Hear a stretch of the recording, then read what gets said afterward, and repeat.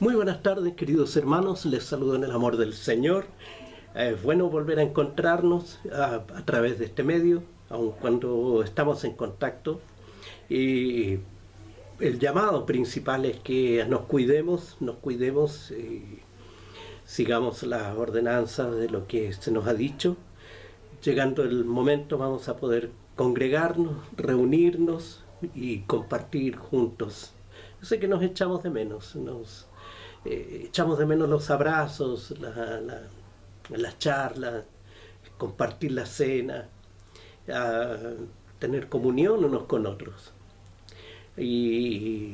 Pero lo importante en sí es que estemos comunicados, estemos escuchando palabras, tengamos comunión con el Señor en oración, en búsqueda de su palabra, en lectura, en todo eso.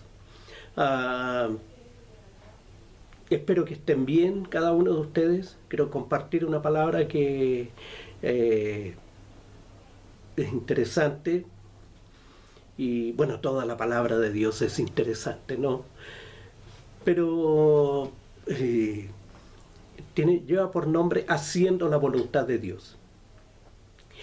Les voy a pedir que abran sus Biblias en Mateo, capítulo 7, versos 21 al 27. Mateo capítulo 7, versos 21 al 27. Son 7 versículos, así que no es tanto lo que vamos a leer. ¿Ya? Yo tengo la versión la Biblia de las Américas, que va a diferir un poco con la Reina Valera que tradicionalmente tenemos en la casa. Pero el significado es lo mismo. Partiendo del versículo 21. Dice: no todo el que me dice Señor, Señor entrará en el reino de los cielos, sino el que hace la voluntad de mi Padre que está en los cielos. Muchos me dirán en aquel día: Señor, Señor, ¿no profetizamos en tu nombre? Y en tu nombre echamos fuera demonios, y en tu nombre hicimos muchos milagros. Y entonces les declararé: jamás os conocí, apartaos de mí, los que practicáis la iniquidad. Por tanto, cualquiera que oye estas palabras mías y las pone en práctica, será semejante a un hombre sabio que edificó su casa sobre la roca. Y cayó la lluvia, vinieron los torrentes, soplaron los vientos y azotaron aquella casa, pero no se cayó, porque había sido fundada sobre la roca. Y todo el que oye estas palabras mías y no las pone en práctica, será semejante a un hombre insensato que edificó su casa sobre la arena. Y cayó la lluvia, vinieron los torrentes, soplaron los vientos y azotaron aquella casa, y cayó. Y grande fue su destrucción. Si vemos un poquito más allá, los 2 versículos siguientes dice: cuando Jesús terminó estas palabras, las multitudes se admiraban de su enseñanza, porque les enseñaba como uno que tiene autoridad, y no como sus escribas, y no como los escribas. ¿Quién eran los escribas? Los escribas eran los que copiaban continuamente la palabra de Dios, o el Antiguo Testamento, o lo que es conocido como la Torá, también la ley.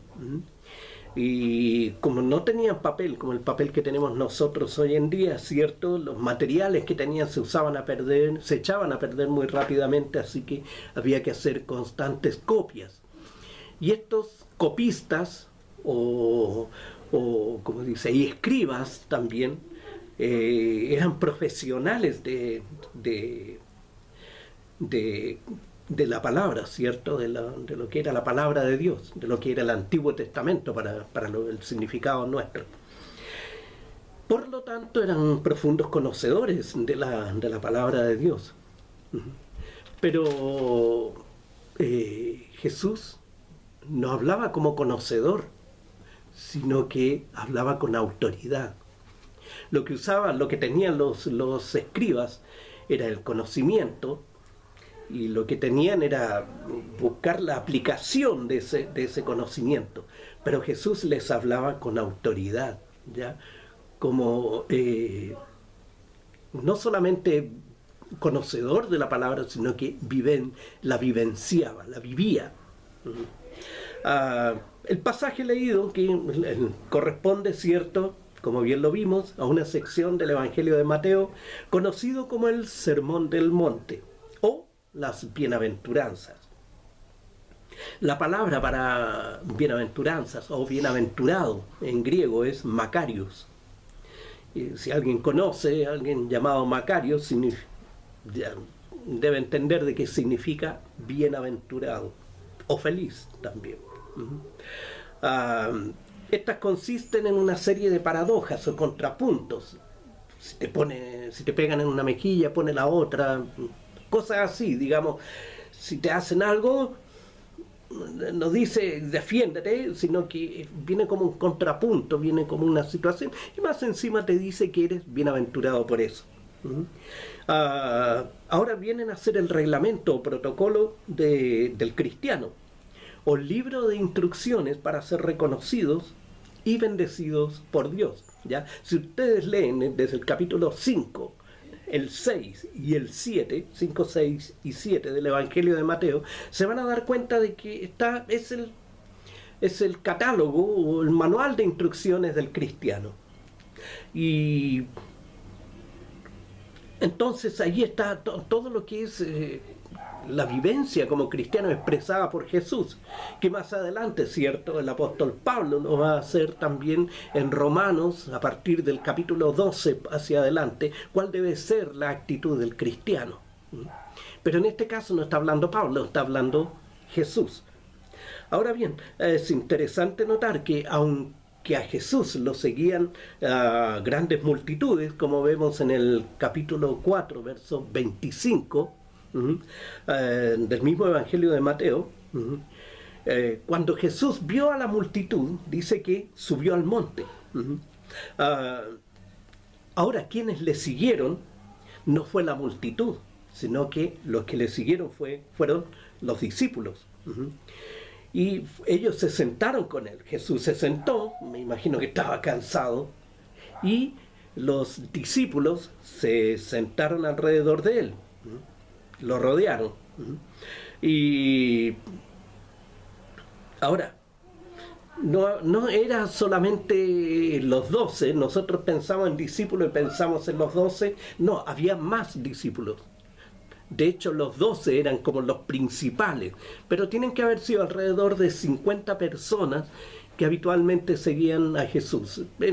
Cuando habla de multitudes, evidentemente había mucha mayor cantidad de personas.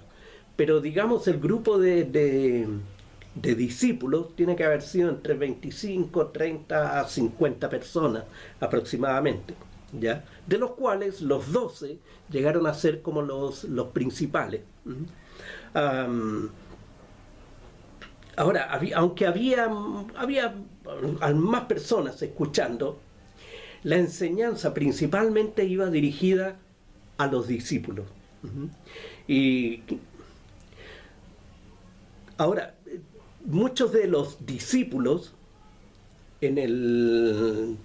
como vemos en el Evangelio de Juan, capítulo 6, versículo 66, muchos se apartaron de él. Al final, da la impresión que quedaron solamente los 12 y algunos más cercanos, como la mamá de Jesús, como a quien le habla, Nicodemo, ¿cierto?, José de Arimatea, no, José de Arimatea no, pero el que le presta la tumba a Jesús, bueno, algunos pocos, ¿cierto?, son los que quedan, pero la mayor parte de los discípulos, como vemos en Juan 6:66, se van, lo dejan, vuelven a su vida cotidiana. Ahora, en el pasaje que estamos viendo, hay un llamado de atención, para, en este caso, los llamados profetas. Si ustedes van un poco antes, ¿cierto?, en el versículo 15, dice, cuidado de los falsos profetas. Y está hablando un poco acerca de cómo reconocemos a un profeta. Hoy en día hay muchos que se llaman profetas.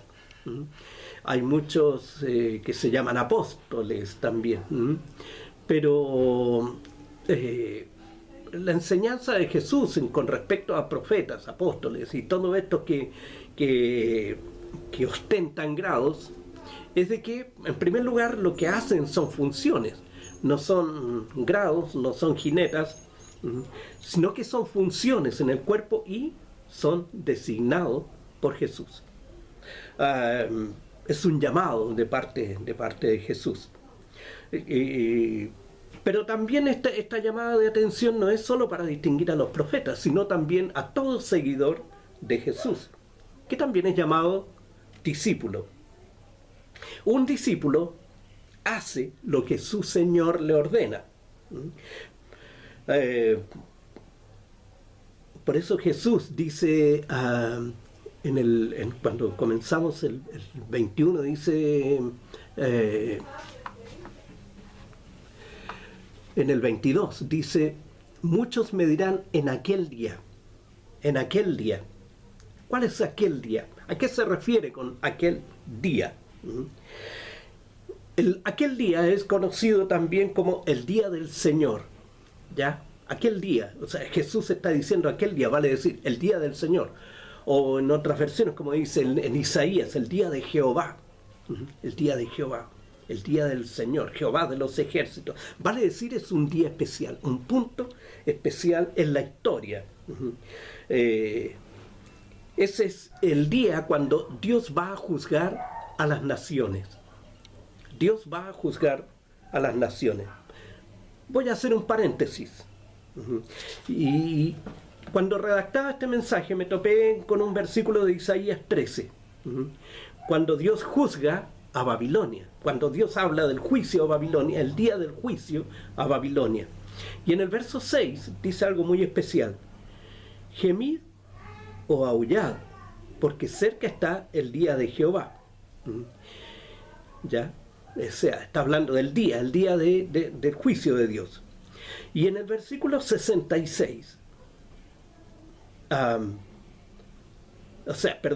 el versículo 14 dice, y como gacela perseguida, y como oveja sin pastor, cada cual mirará hacia su pueblo, y cada uno hoy huirá a su tierra.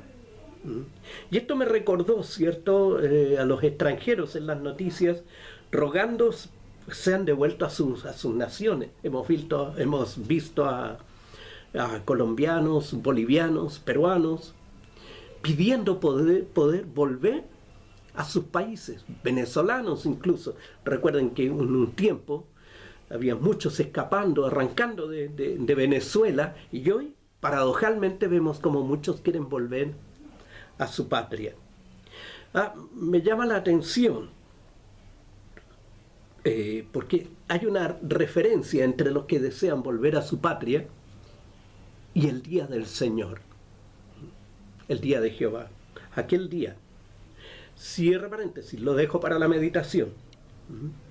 Ahora, volviendo al texto de Mateo, ¿cierto? Dice en el versículo 22, muchos me dirán en aquel día, Señor, Señor, ¿no profetizamos en tu nombre? No, y en tu nombre echamos fuera demonios, y en tu nombre hicimos muchos milagros.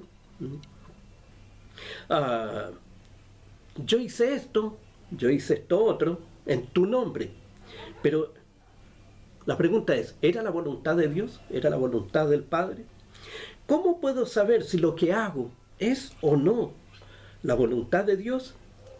Yo puedo hacer muchas cosas en el nombre de Dios, y lo hemos hecho en el nombre de Dios, y hemos proclamado y hemos declarado bastantes cosas, ¿cierto? He visto, por lo menos en mi caso, he visto milagros, he visto liberaciones de personas endemoniadas, he escuchado interpretación de sueños y he escuchado profecías. Pero ¿cómo saber si es la voluntad de Dios? Si es lo que Dios está expresando. ¿Cómo saber si esto no es Dios? Y al final a quien haya dicho esto, Dios le vaya a decir, nunca te conocí, apártate de mí.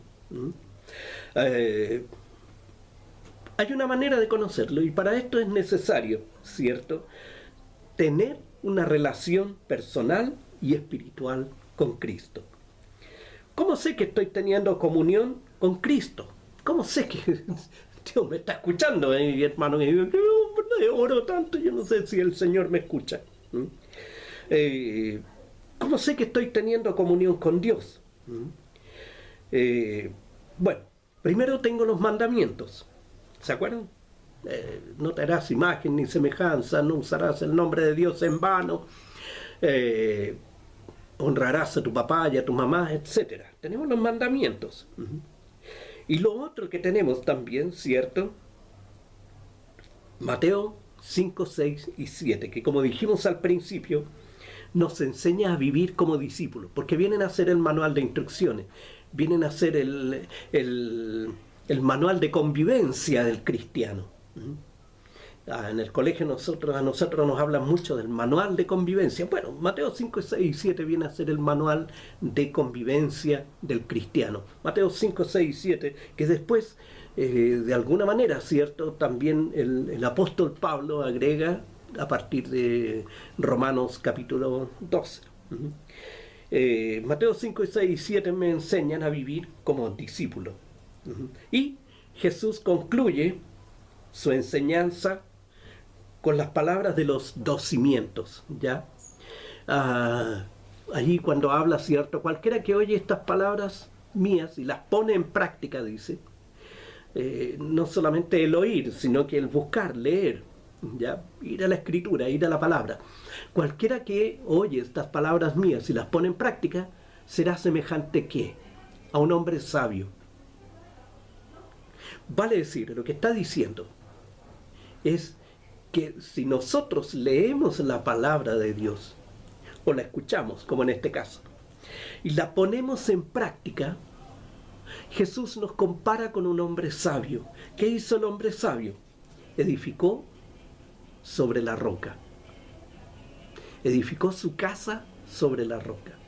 Vale decir, todo lo que hizo ese hombre sabio, todo lo que profetizó, todo lo que a lo mejor, cierto, entregó, bueno, profecía no se refiere solamente a hablar de eventos futuros, sino que se habla de compartir la palabra de Dios. Profeta es todo aquel que habla la palabra de Dios. Vale decir, cuando usted está hablando a alguien acerca de Cristo, usted está profetizando, está hablando la palabra de Dios. Entonces dice el hombre sabio, ¿cierto? El que profetizó, el que hizo sanidad, el que hizo un montón de cosas, está viviendo en la palabra de Dios, tiene comunión con Dios, tiene comunión con Cristo, ¿cierto? Está edificando sobre la roca. Porque cuando venga el viento, cuando venga la tempestad, cuando venga la lluvia, dice, los torrentes soplaron los vientos y azotaron aquella casa, pero la casa no se cayó. Vale decir, lo que construyó ese hombre sabio estaba tan bien cimentado que esto no se cayó.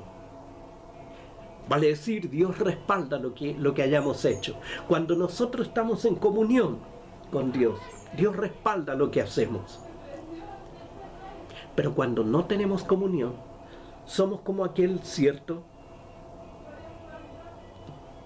hombre insensato que liberamos demonios, hicimos un montón de cosas. Pero Dios lo compara con el insensato. Jesús lo compara con el insensato que construyó su casa sobre la arena. Y cuando vinieron las dificultades, vinieron los problemas, vino la persecución, vino el encierro, vino el hecho de que nos nieguen reunirnos, hicieron como esos discípulos entonces que de Juan 6, 66, se fueron.